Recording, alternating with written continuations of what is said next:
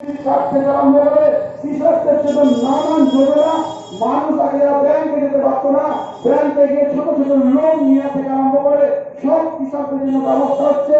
Direct মধ্যখানে কোনো দালাল থাকবে না, কৃষক থাকবে দিল্লি, ওখান থেকে অ্যাকাউন্ট থেকে ডাইরেক্ট কৃষকের ঘরে টাকা ঢুকবে, মধ্যখানে কিছু থাকবে না।